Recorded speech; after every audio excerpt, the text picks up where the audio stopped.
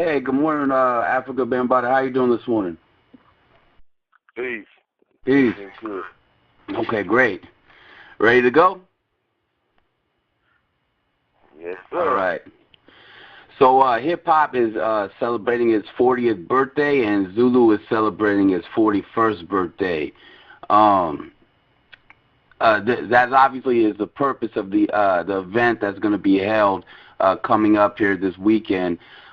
First question I have for you is Zulu. It looks like it's Zulu's 41st birthday. So Zulu is actually older than hip hop culture. So what would be the point of origin for both of them?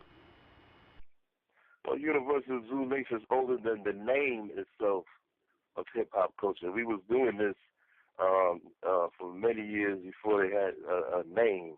We was doing the do, as James Brown said.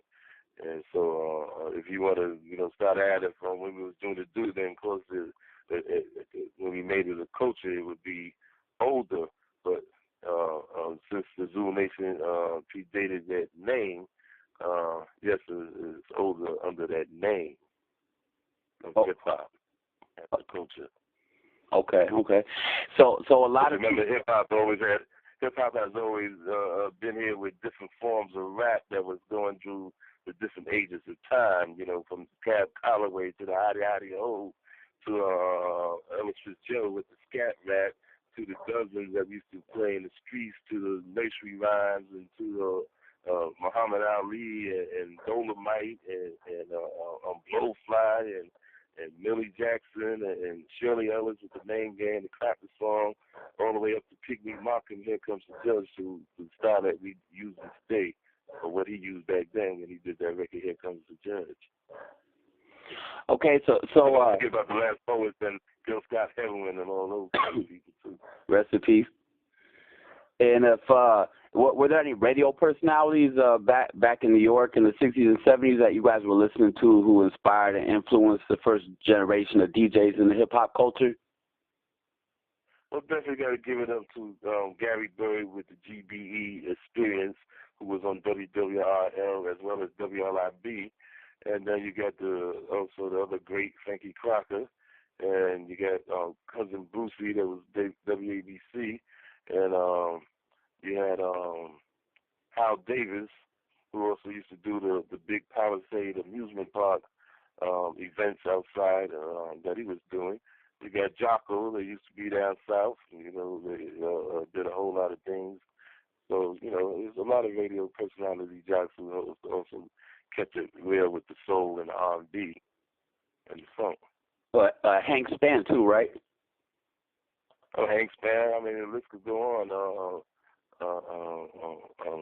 What's his name? Ramos, Linda Ramos, who was also on WBLS when they started getting an FM station, because all the stations used to be AM at first. Then once the FM came in, everybody started switching to FM. Okay, so a lot of people said that hip hop wouldn't last, and others even continue to say that hip hop's dead. So if you go back to that time when hip hop was first termed culturally as a word, and put yourself in that moment, that you realized the significance of what hip hop culture was, did you ever think that you'd be sitting here right now looking at a 40th birthday for hip hop? Well, due to the Universal Zulu Nation and many of the people that was a part of it, we made sure that it was going to definitely last with what we was doing. We didn't care what so-called R&B radio stations would say, or because those was the ones that was really giving more of the harder times of trying to get airplay or trying to get DJs on the station. So really our own was trying to stop our movement, whereas many others was opening up to it. So we decided we're going to do what we're doing. We didn't care what anybody say. And yes, we started traveling through the tri-state area. We started using our cassettes like albums to send it to your cousins, your friends, and everybody. So people started hearing it in other cities and states. And then as we started getting to the industry, once the Sugar Hill and Fat Back Band and all that started making recordings, then that's when we started moving from town to town, city to city, country to country to build our culture and bring the ideology of this culture to many other people of the planet. Okay, so how would you describe hip hop through your eyes? Well, hip hop is a movement, is a culture, is a feeling.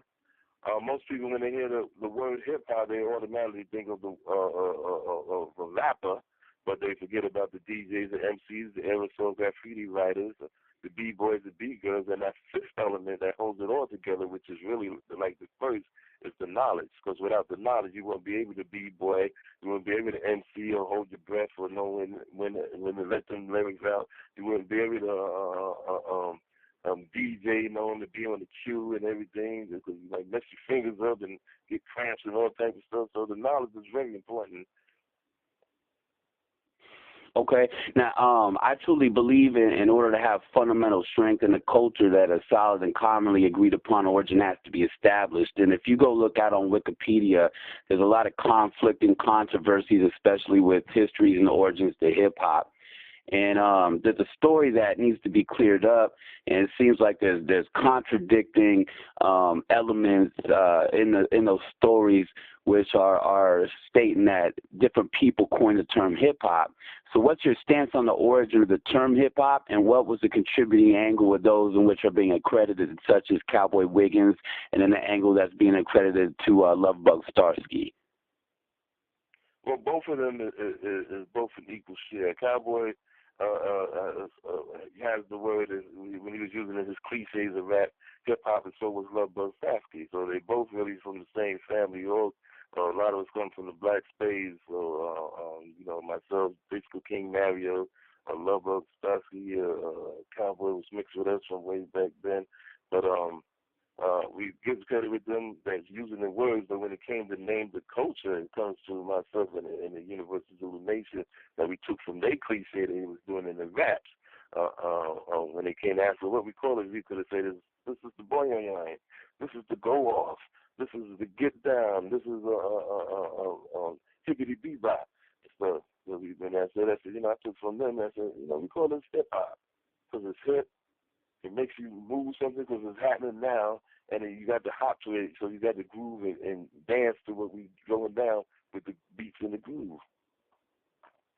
Okay. So there was no such thing as elements. There was no such thing as a culture until the Universal Nation formulated all of it and said, come on, B-boys, DJs, MCs, all this.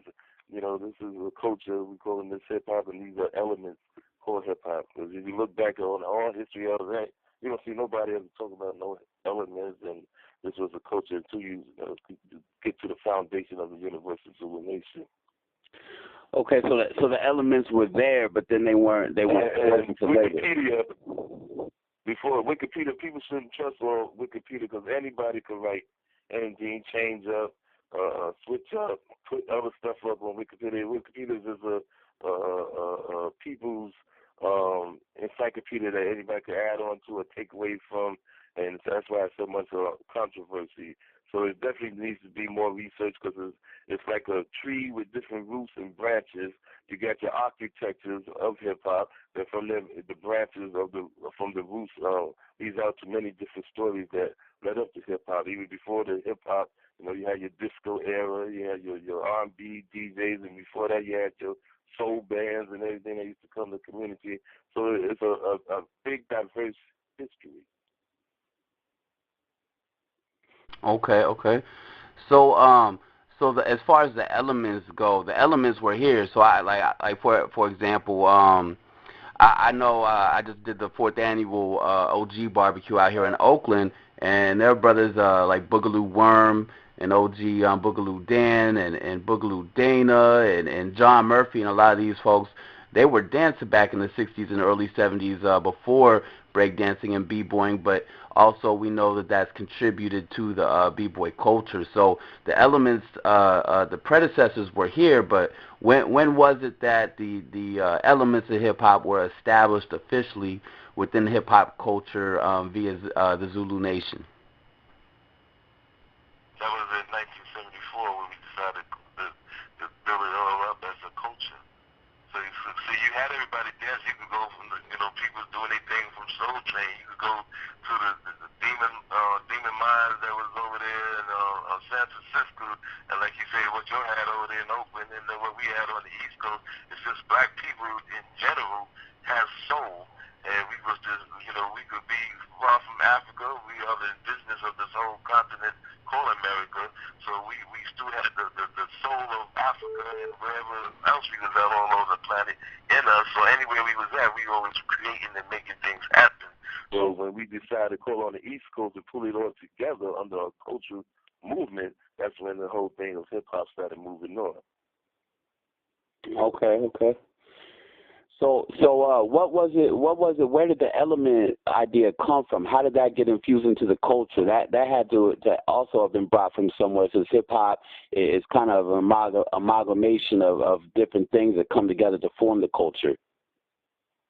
Right. That's when I started pulling people together. Still in the B-boys. Come on, get down with this. We got this thing called the Zulu Nation movement, and you need to get part of this thing called hip hop. And a lot of B-boys started coming, the graffiti writers, the DJs, the MCs, and that's birthed the culture. Because otherwise everything would have been separated. Just, B-boys and B-girls were just doing their thing. You had graffiti artists who've been around for ages doing their thing. So I started thinking like, let me pull all this together and make a movement. Because I always, that comes from hearing great teachers like the Honorable Marcus Garvey, Prophet Noble Drew Ali, and the Moorish Science Temple, the Nation of Islam, the Honorable Elijah Muhammad, Minister Farrakhan, Malcolm, Dr. Malachi York, and Ansar Allah community, the Martin Luther Kings, the Black Panther Party, the Young Lords, and that's when we decided we need to pull all this together, the same like all the formation of all our other great families was doing in the struggles of civil rights and human rights. Okay, all right. So, as far as the upcoming event for the celebration, where can individuals go to be a part of witness this historic event if they're not in New York City? Is it being filmed? Are you guys doing a documentary or DVD or something on it? Well, there's usually people that be filming. There's definitely be a lot of posts being up on all that social media and YouTubes and all that. So there'll definitely be people filming and making things happen. And we are doing a documentary of the University Zulu Nation that's being worked on now, and eventually end up doing something that lead back to the Black Spades street organization. Okay, so are you actually going to be performing at this as well? Yeah, I'll be DJing, getting down, playing some of that good old funky music, funky breaks, funky soul, R&B, salsa, whatever's funky that make people dance. You already dance to the music like Blind Family Stone says. You already know what you're gonna spin? Well, I never really know what I'm gonna spin. When I get there, I get the vibration of people, and we go down. We also pay tribute to the King of Soul, not the Godfather Soul. We got to get him back to his original status, because you ain't gonna call Elvis Presley the Godfather of rock and all that type of stuff. So we give tribute to the King of Soul, James Brown, to the great, wonderful Sly and the Family Stone, to the magnificent George Parliament Funkadelic Clinton, and to our other brother, the Honorable Bootsy, along with all the pioneers of hip-hop culture all over the earth. Okay, and all right, I thank you very much for your time, Afrika Bambaataa, and thank you for the interview, and I'll go ahead and get this over to Al. You have yourself a wonderful rest of your day, sir. Yes, sir. Peace and honor to you. Peace and honor to you.